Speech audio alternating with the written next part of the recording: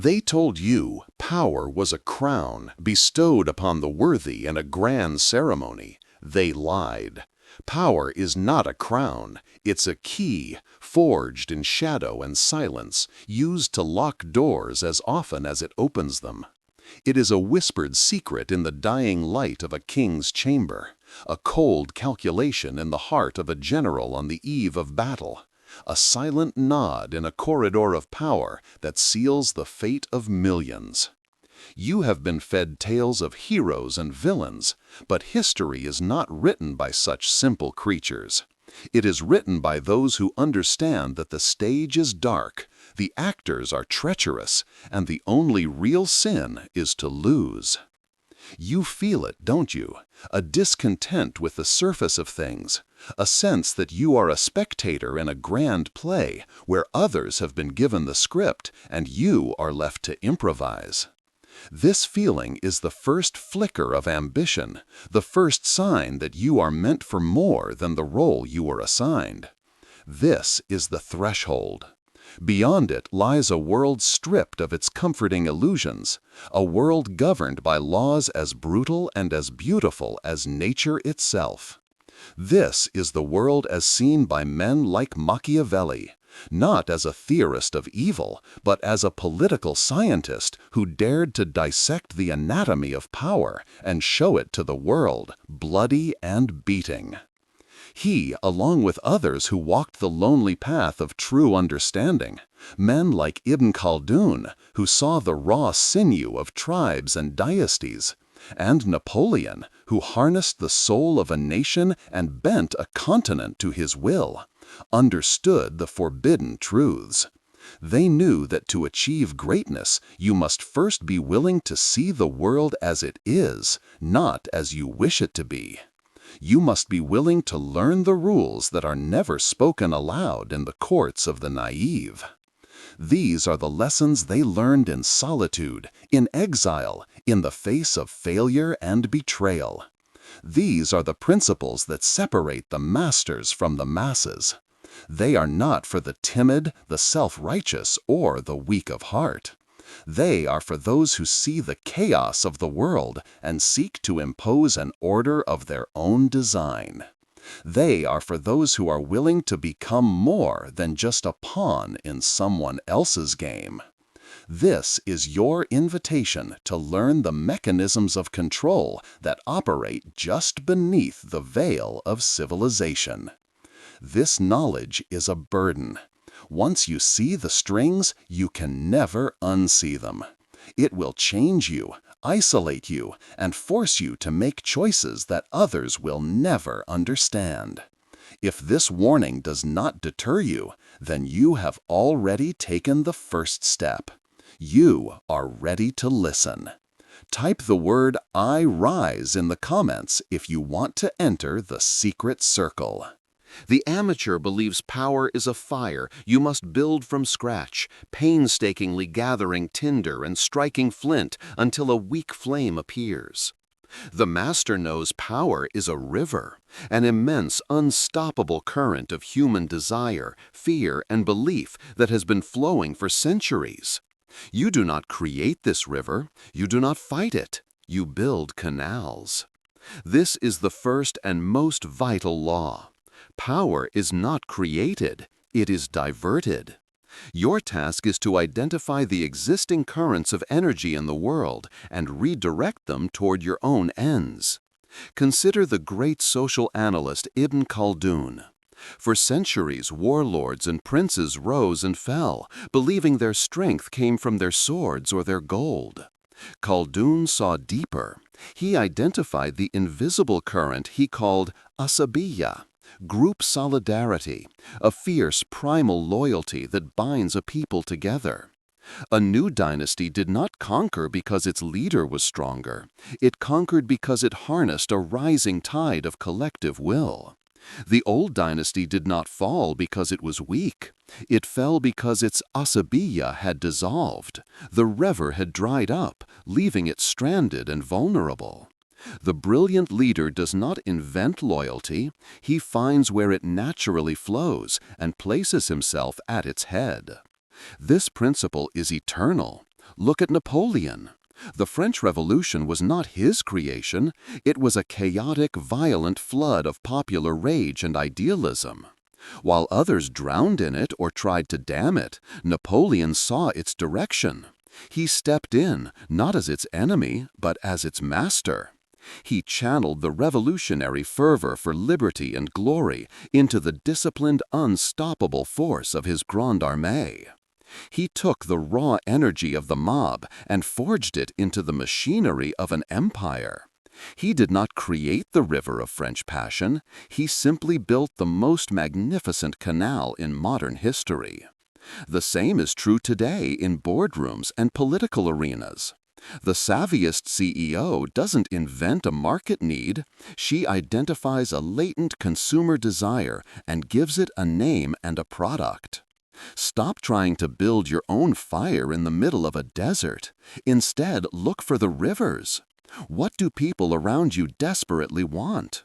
What do they secretly fear? What institution, belief, or grievance already commands their devotion? These are the currents of power. Stop pushing against the rock. Learn to change its course. What is the strongest, most untapped current flowing through your world right now? It is the oldest question whispered in the corridors of power. Is it better to be loved or to be feared? The sentimentalist, the hopeful fool, will always choose love. But the student of reality knows Machiavelli's chillingly pragmatic answer. It is best to be both, but since that is difficult to achieve, it is far safer to be feared than loved. This is law too. Authority built on love is a house of sand, but authority built on controlled fear is a fortress. Love is fickle, dependent on gratitude and goodwill, which are currencies that devalue overnight. Fear, however, is constant. The fear of consequence, the fear of loss, the fear of chaos.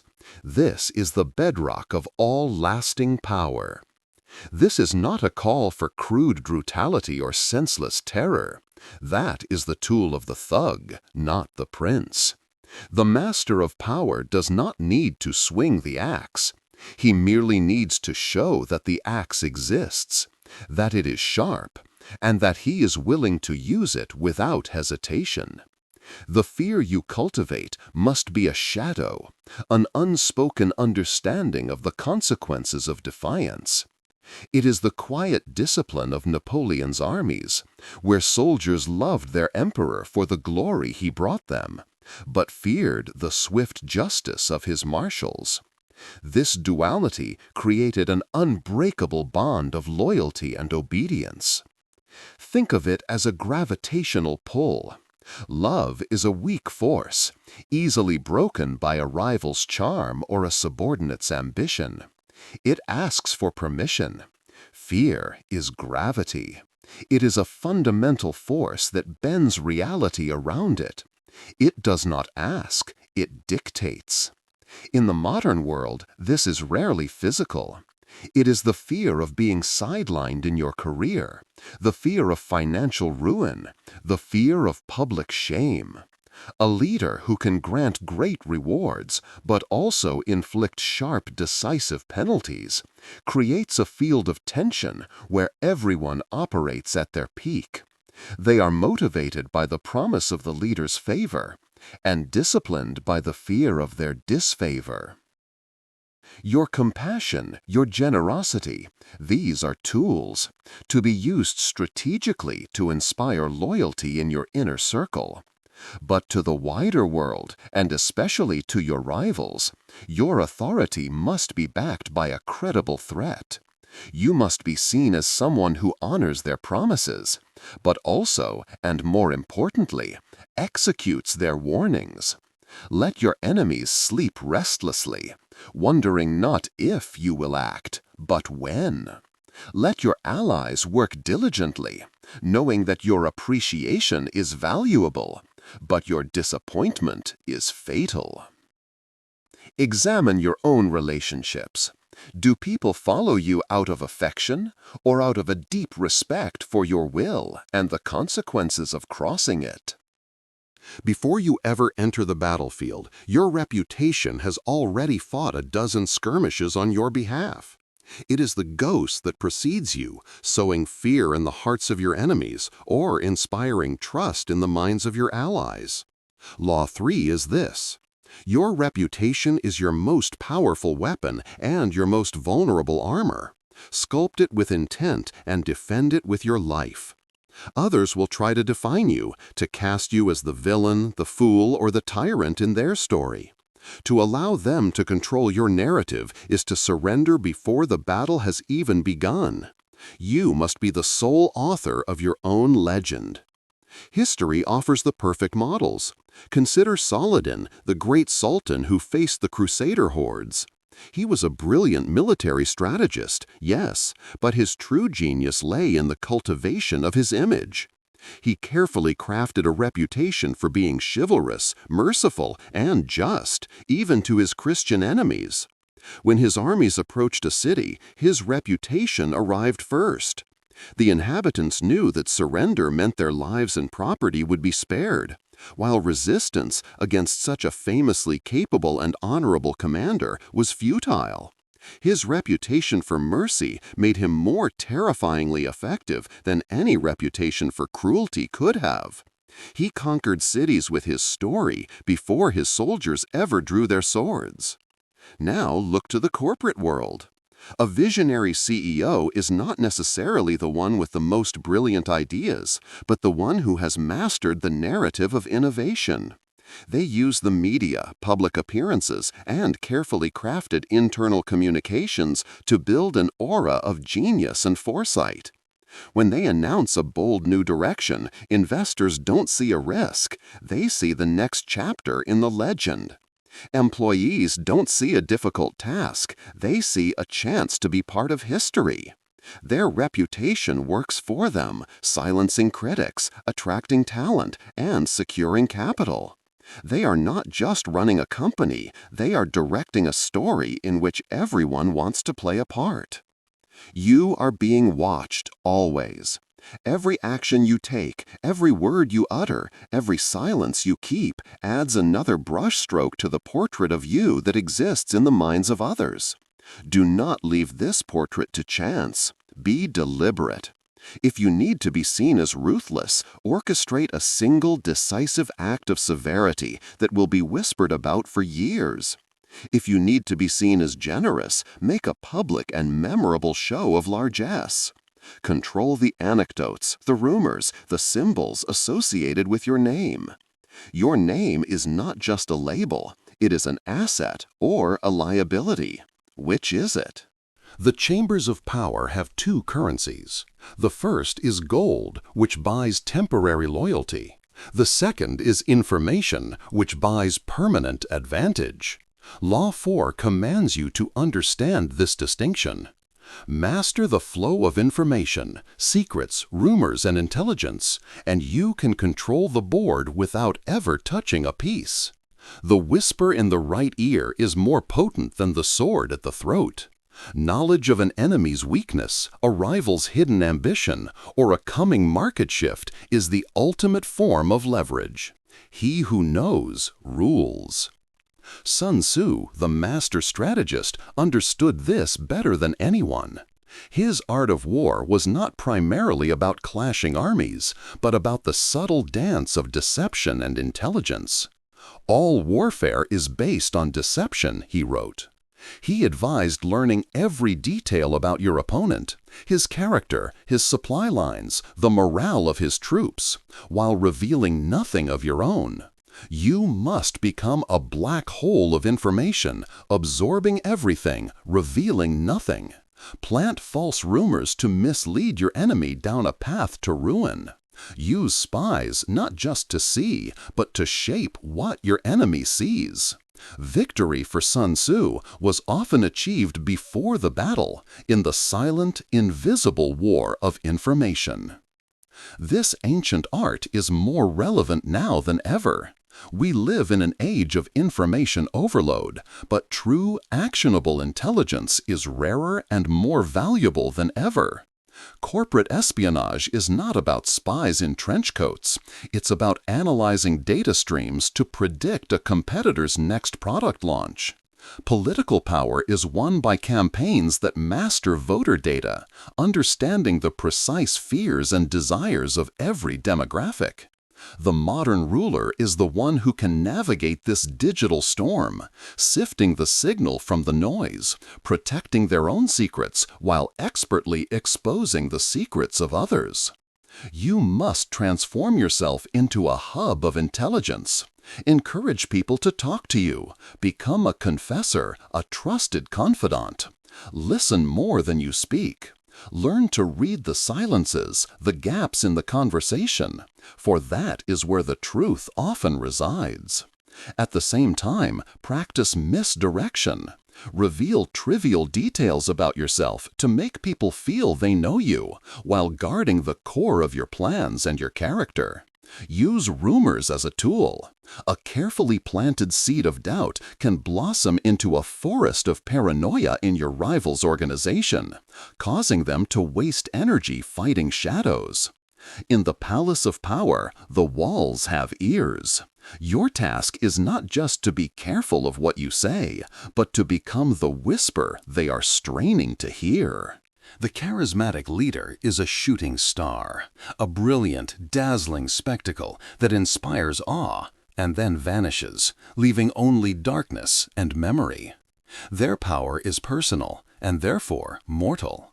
But the true architect of power is not concerned with their own fleeting brilliance. They are obsessed with building a machine that will continue to run long after they are gone. Law 5 is the law of legacy. Build systems and structures that institutionalize your power, making it independent of your own presence. True power is not a solo performance. It is the composition of an orchestra that can play your symphony for centuries. Look to the Roman Empire. Its power did not die with Caesar or Augustus. Why? Because they built systems. They created a legal code that provided a predictable framework for justice across a vast territory. They engineered a bureaucracy that could collect taxes, manage provinces, and administer the state regardless of who wore the imperial purple. The legions were loyal not just to their general, but to the standard of the eagle, to the idea of Rome. The individual emperor was replaceable. The system was eternal. That is why the Roman legal and administrative model became the blueprint for Western civilization, outliving the empire itself by 1,000 years. Or consider Napoleon, the man who seemed to be the embodiment of personal power. Yet his most enduring legacy was not his victory at Austerlitz. It was the Napoleonic Code. This systematic body of civil law brought order out of the chaos of the old feudal system. It was so logical, so efficient, and so powerful that it was adopted or emulated across Europe and the world. Napoleon the man was defeated and exiled, but Napoleon the system builder shaped the lives of countless millions long after his death. He knew that a battle could be lost, but a well-designed system would conquer forever. You must shift your thinking from personal command to structural design. In your organization, your company, or your movement, do not make yourself the indispensable linchpin. If everything relies on your personal approval and intervention, you have not built a kingdom, you have built a prison for yourself. Instead, create processes, protocols, and a culture that reflects your will. Train your lieutenants not just to follow your orders, but to think as you would think. Codify your principles into a doctrine that can be studied and applied by others. The goal is to make your vision so deeply embedded in the structure of the organization that it becomes automatic, self-perpetuating. Are you building a monument to yourself, which will crumble with time? Or are you laying the foundations of a cathedral, a structure that will stand long after your name has been forgotten? The novice seeks to surround himself with friends and destroy his enemies. He believes in the simple binary of loyalty and opposition. The master understands that the world of power is a complex ecosystem where every creature has a role to play. Law 6 requires a higher level of strategic thinking. Manage your allies and rivals with cold precision, for today's friend is tomorrow's threat, and today's enemy is tomorrow's indispensable tool. Do not be blinded by sentiment. An ally is useful only as long as your interests align. A rival, kept close and understood, is a predictable force you can leverage and learn from. The history of empires is the history of this law in action. The great powers never trusted their allies completely. They understood that every alliance was a temporary confluence of interests. They used treaties, subsidies, and strategic marriages to bind others to their cause. But they always watched their allies' hands, knowing that ambition is universal. More importantly, they rarely annihilated a defeated rival. A crushed enemy leaves a power vacuum which is unpredictable and dangerous. A defeated but surviving rival can be turned into a buffer state, a trading partner, or even a future ally against a new, more dangerous threat. Saladin, in his quest to unite the Muslim world against the Crusaders, was a master of this art. He did not begin by conquering his Muslim rivals in Syria and Egypt. He began by forming coalitions, by absorbing them into his larger project. He used diplomacy, strategic marriages, and shared goals to manage their ambitions. He understood that a rival co-opted into your system is far less dangerous than a rival plotting outside of it. He turned his competitors into his lieutenants, binding their destinies to his own success. He managed the volatile ecosystem of Middle Eastern politics with the skill of a master gardener, pruning here, grafting there, until the entire garden bloomed for his purpose. In your own world, resist the urge to see things in terms of black and white. Your most ambitious colleague is not just a threat. They are also a source of innovation and a spur to your own excellence. Keep them close. Study their methods. Give them enough rope to work, but never enough to hang you. Use their ambition to drive projects forward, but ensure you are the ultimate arbiter of their success. As for your allies, never give them your complete trust. Reward their loyalty, but test it often. Make them dependent on you for resources, information, or legitimacy. Your goal is a state of dynamic equilibrium, where you are the sun around which all other planets, friendly or hostile, are forced to orbit. The chessboard is not a game of eliminating all the other pieces. It is a game of reaching checkmate. Which pieces, friend or foe, are you failing to use to your advantage? The common man is trapped in the tyranny of the present. He reacts to the crisis of the day, the headline of the hour, the immediate threat or opportunity. His vision extends no further than the next payroll, the next election, the next battle. The true sovereign, however, lives in a different timescale. Law 7 is the law of the horizon. Cultivate the vision to see beyond the immediate horizon, to anticipate the long-term storms, and to act now to shape a future that others cannot yet imagine. Power is not just about winning today's game. It's about designing the game that will be played 50 years from now. This is the essence of grand strategy, as practiced by the most enduring rulers and thinkers. It is Sun Tzu's principle of subduing the enemy without fighting. The master strategist doesn't just plan for the coming battle. He manipulates the political, economic, and psychological landscape so that by the time the battle arrives, his victory is already a foregone conclusion. He sees the second, third, and fourth order effects of every decision. While his opponents are reacting to his last move, he is already positioning himself for the end game. This requires immense discipline, the willingness to sacrifice short-term gains for long-term strategic advantage. Think of a nation builder who, instead of spending the treasury on a popular festival, invests in building roads, universities, and irrigation systems. The people may grumble in the present, blind to the purpose of this sacrifice. But in a generation, the roads will create a thriving economy, the universities will produce a class of skilled leaders, and the irrigation systems will prevent a famine. The leader who planted these seeds may not even be alive to see the harvest, but his vision has secured the future of his people. He wasn't just solving today's problems, he was inoculating his society against tomorrow's plagues. This foresight is the rarest and most potent form of power. In business, it is the founder who invests in a technology that seems like science fiction, knowing that it will define the market in a decade. In statecraft, it is the diplomat who forges an alliance not based on current threats, but on demographic and economic shifts that will redefine the global balance of power in the next century. This requires you to detach yourself from the panic and euphoria of the moment.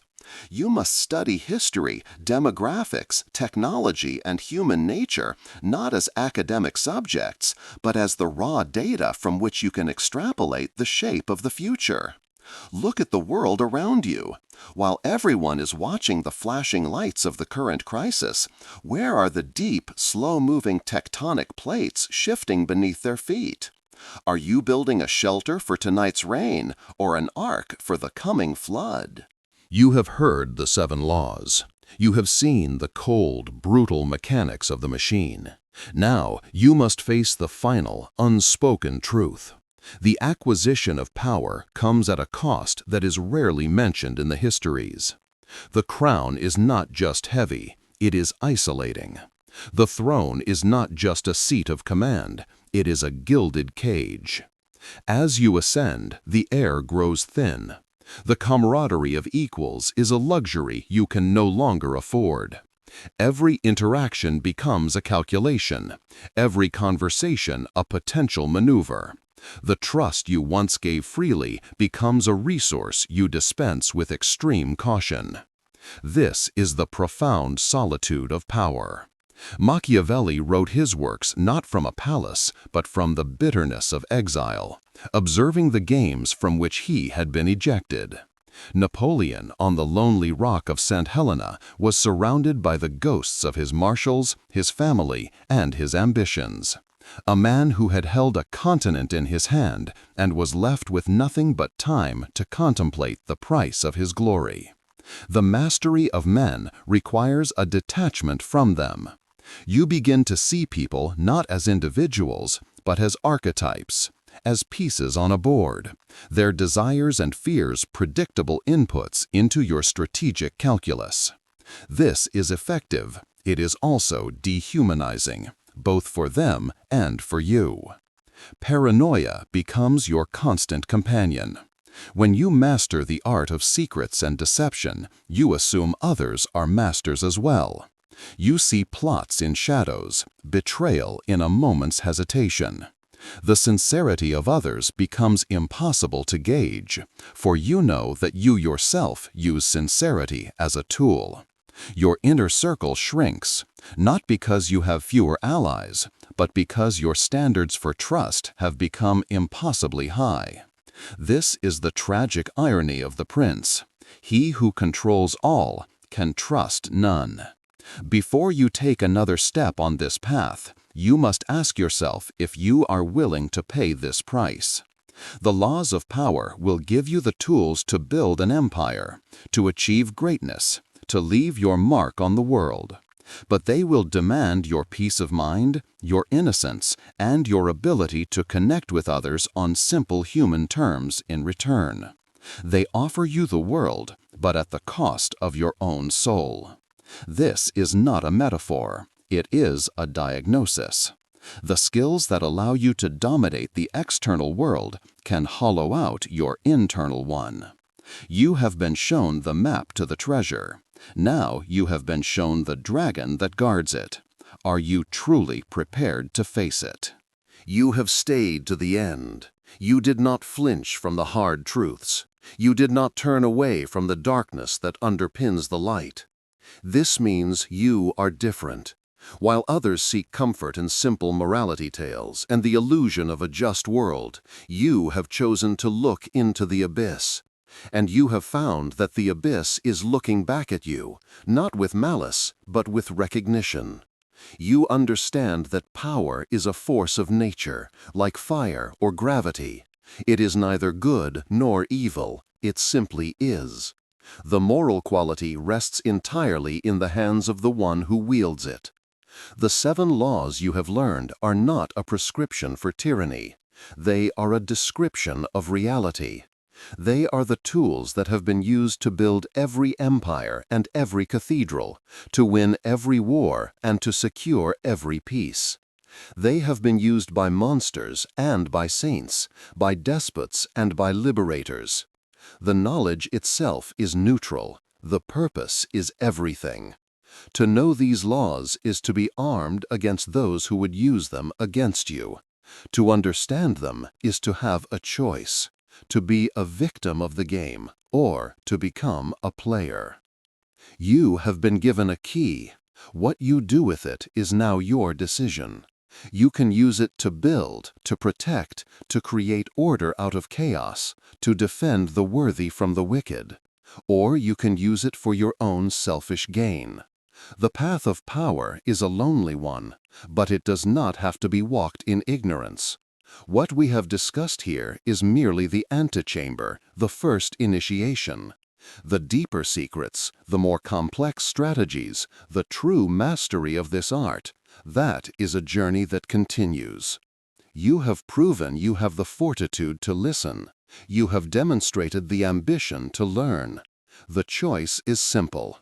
Remain a spectator, forever subject to the will of others, or step fully into the arena and claim your own agency. The world will not give you what you deserve.